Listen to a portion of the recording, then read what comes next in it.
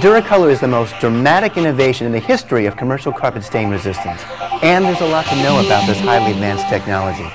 To answer a few final questions, we thought we'd go right to the source, Mr. Bill Jenkins, the man who invented Duracolor for Lee's Carpet.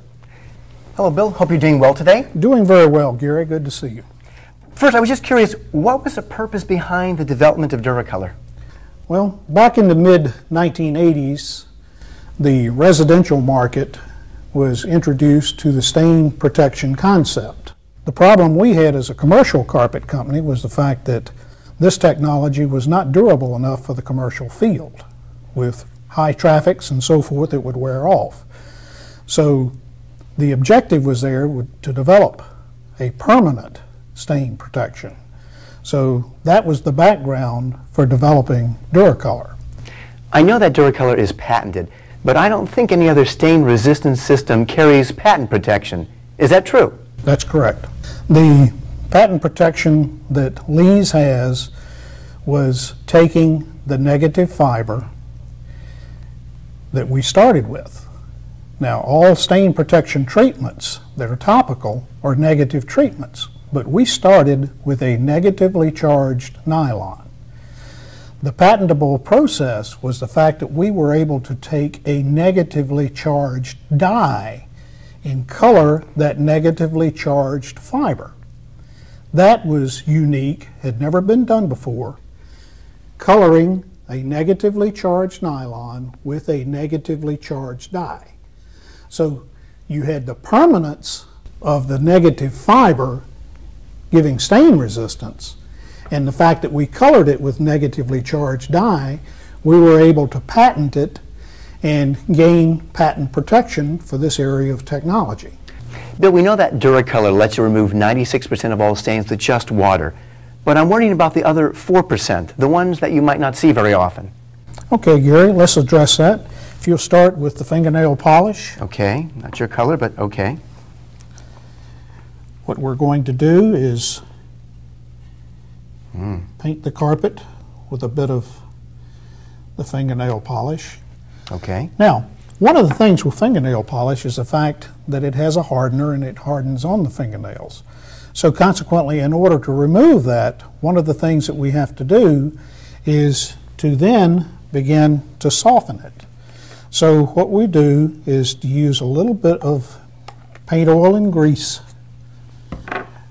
detergent. Okay. Add a bit of detergent.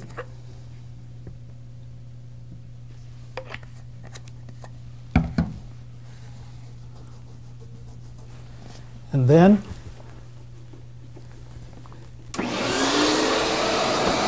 water extract.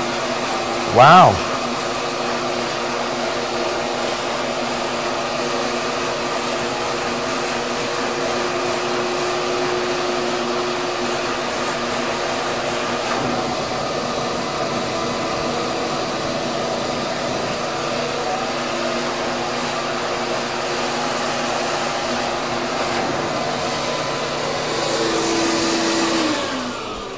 That looks great. It's gone. Again, it takes a little more than just simply water by itself. It needs the paint, oil, and grease remover to put it into the liquid state again, a bit of detergent to emulsify it, and then the water to clean it. Okay, let's go next. Let's try some lipstick. Okay. Okay, again, lipstick is an oily or a greasy substance, so consequently, again, we'll follow exactly the same sequence.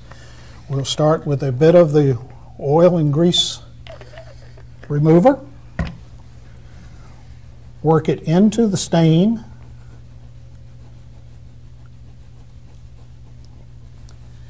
then add, again, the detergent to emulsify it.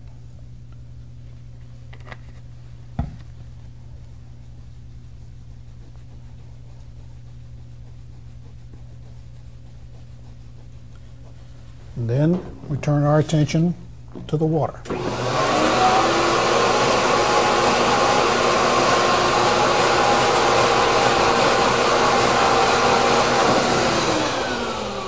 It's gone. It's gone. Okay, now let's go with a bit of burnt motor oil. Whoa. You walk through a parking lot, you pick up on your shoes the motor oil that is dripped. Definitely. Okay, again, we'll use exactly the same sequence. Little paint, oil, and grease remover.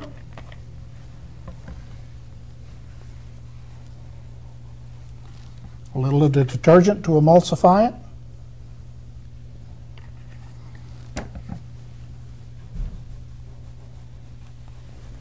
And then water extract.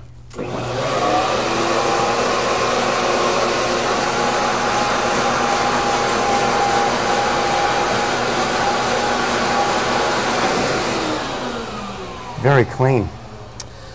Okay, let's change direction just a little bit. We'll go with betadine. Oh, tough stain. And particularly in hospital settings and so forth, this is a very real culprit. Okay, we will stain with the betadine. Allow it to set. Now, iodine will stain nylon. So consequently, in order to get iodine out, it being an element, we need to use something that will neutralize the color. So consequently, we have a product that's known as Durasafe 7000, the active ingredient being sodium bisulfite. So we will spray the iodine with the sodium bisulfite.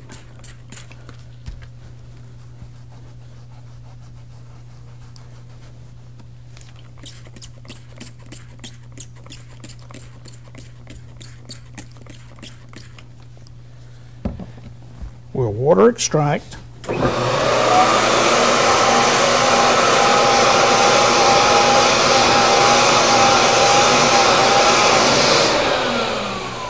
What you're doing with iodine is essentially you're disrupting the electrons in the outer shell, so all of a sudden it loses its propensity for color. That's incredible. But as an element, it would stain. Okay, let's go with mustard. Oh, mustard. Okay, mustard is a very unique product.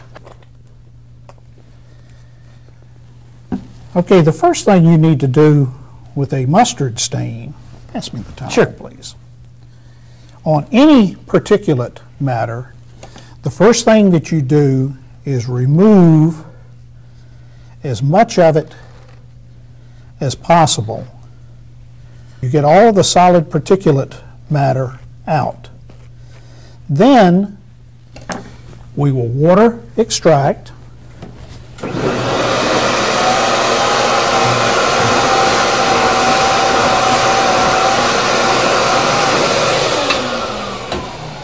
And you'll notice there's still a slight halo of a yellow stain. Mustard, or the turmeric in mustard, is what gives it its yellow color. It is a natural dispersed dye, meaning it has no charge. Our fiber is negatively charged. Right.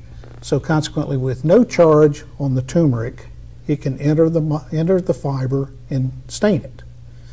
Now, the way that we would get the mustard, residual mustard stain out, is to put a bright light on it, like a halogen desk lamp, leave it overnight. The next morning you come in, turmeric has very poor light fastness, it fades the stain out. But from a fiber standpoint in the Duracolor technology, there's nothing to resist it. So you use another technique to take that out. Let's go with copy machine toner. Okay. Now, be very careful with this. Sure. Because the thing with copy machine toner is the fact that it is very concentrated.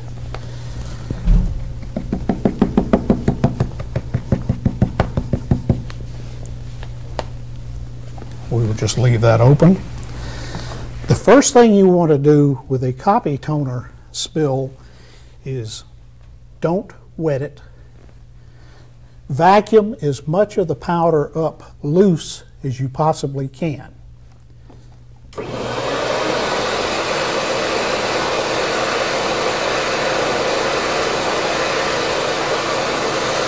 Then we will go with a bit of detergent.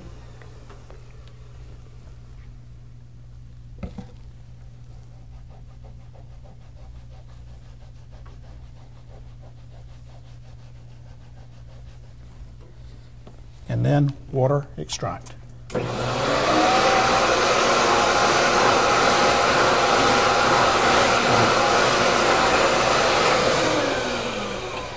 That looks fantastic.